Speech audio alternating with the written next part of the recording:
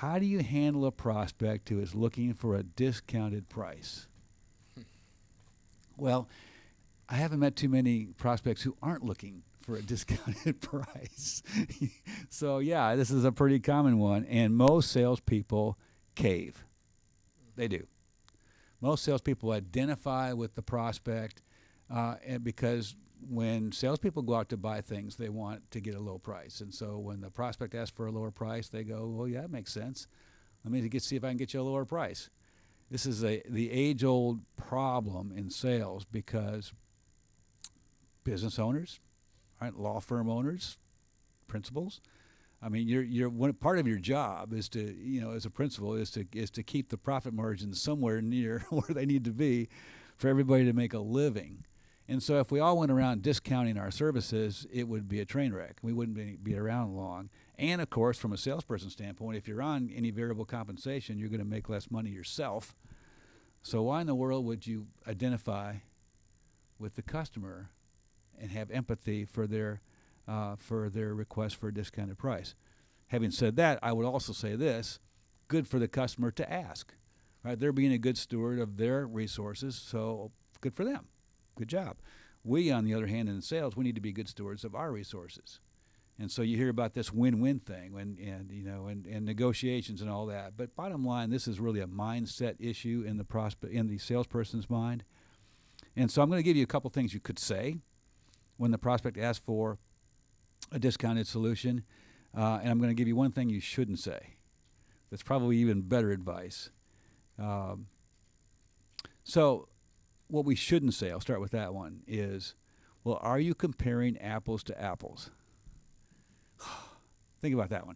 All right, so if they get 3 bids, and that's common in your world, I know, Billy, they get 3 bids, and they say, well, maybe they say it to Billy's salesperson, well, you're coming in about 15% higher than the other bids. Can you help us out here? And of course, the salesperson is thinking, because it's a fairly complex quote. Maybe there's landscape, there's design in there, there's maintenance, there's different terms, there's all kinds of stuff, right? So there's different things in the quote, and so the salesperson wants to say, well, are you comparing apples to apples?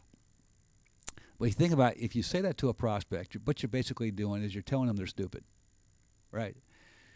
And they may be, but you're not doing yourself any favors by asking that question. It never works. It never works. And so I would suggest you stay away from that. Just stay away from that. Do not say that. But instead you can say, hey, Sean, it sounds like you're unable to come up with the full investment for the scope of the project. Is that a fair statement? So you think about that question. It sounds like you're not able to come up with the full investment for the project. Is that a fair statement? Well, the prospect can answer a lot of different ways, but however they answer, it's going to tell you a lot, right? Because they might say, well, I can't come up with a full investment, but I can get it cheaper elsewhere. And then again, if that happens, pay close attention to the words they use, because they use the word cheaper. They're not really focused on quality, are they? Right? So, and so this is where you might have to say, you know what? We're probably not your best option if you're looking for cheaper. Because think about it. Let's suppose you do come down in your price and you do win the deal. And then renewal time comes around, or another project comes around. Or in Shauna's world, they give you a referral to somebody else who is looking for a cheap price, right? A cheap rate to pay the attorney. Well, I mean, when does that stop? As soon as you cave on the first one, it never stops, right? You've set the precedent, right? So you really can't do that. But if you say it sounds like you're unable to come up with the full investment, is that a fair statement? Then a great conversation can follow, depending on how they respond to it. And then you can always suggest that you cut it up into pieces. What part of the solution can wait until next budget period? Do a phase-in approach. We call it a monkey's paw. But so let me tell you a story about that. So I had a prospect who. We did the pain, did a good job in the pain. You'll be proud of us, Billy. Did a good job of the pain, and we came up with a full scope and the investment for that. And they said they could handle that. And we got down to making the decision, and they said, Al,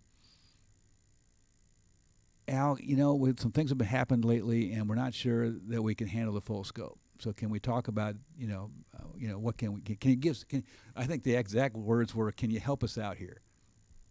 Which is code for, we want the full scope, but we want to pay less, right? So I said, yeah, I can help you out. What part of the? It's the friends and family discount. That's what they're looking. The Ask Al, the discount. So I said, yeah, we can come. We can certainly reduce the investment. What part of the scope do you want to save for another time? Which of course wasn't what they wanted to hear. But we did talk about, what could wait till later. And then they said, could you write that up for us? I said, sure. And then they said this. They said, could you write it up for us and also include the original proposal, full scope, full price? So I did that. So I had an updated proposal, full scope, full investment, and lower scope, lower investment. And guess which one they picked? The higher one. Full scope. They did. You both knew it. Yeah, they picked full scope, full investment. Why? Because of the pain. That's exactly why we don't skip talking about pain. So forget your features and benefits. Engage your prospects in conversations about pain, and you'll have a easier time handling the question, hey, I'd like a little help on the price.